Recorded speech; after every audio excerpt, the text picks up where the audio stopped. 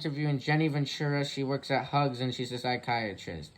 Okay, the first question is, how would someone get help if they didn't want to get the police involved, if they were getting if they were in a domestic violence situation with their wife? Well, what they could do is go online and they can search for domestic violence services in their area. There's also hotlines that they can call.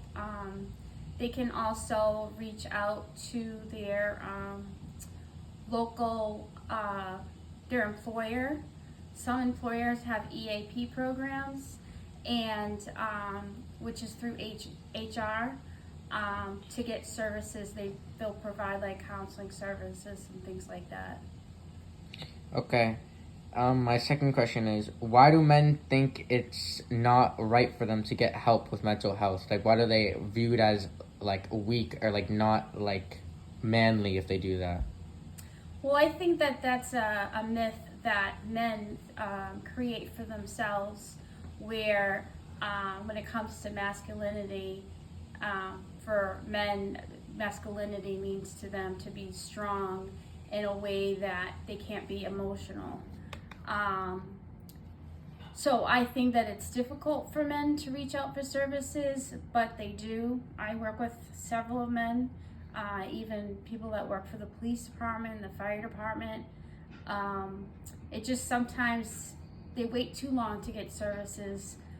For instance, I'm working with someone who has PTSD, and he's been struggling for over 20 years, and he's been struggling with a drinking problem.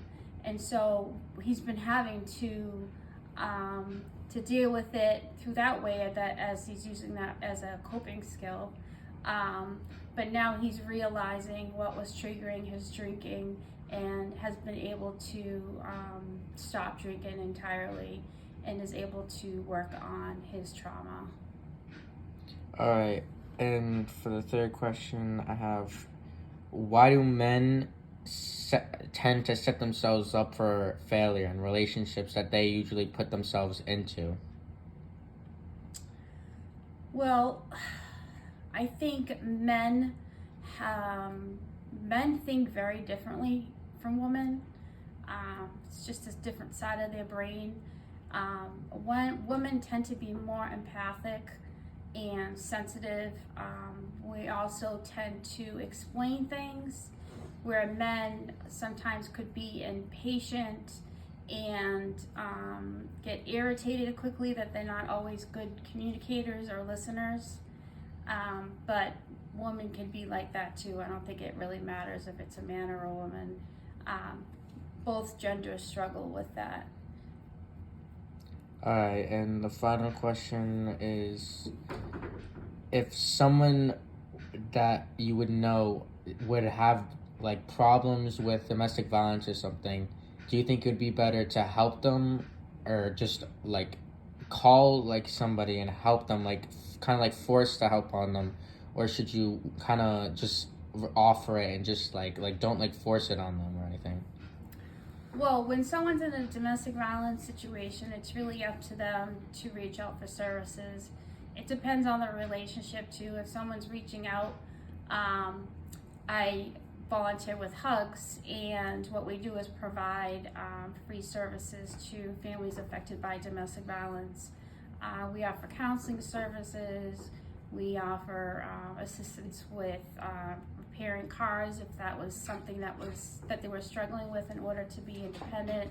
We help them with employment opportunities. There's a lot of different things that we offer, and many times starting off with those basic things usually helps people to feel a little bit more comfortable to then reach out for services. But unfortunately, if someone's in an abusive situation, if there really isn't a relationship where you don't really know each other, there's not really much that you can do, because it's not your business, it's their business, and they might not be ready. All right, thank you for your time.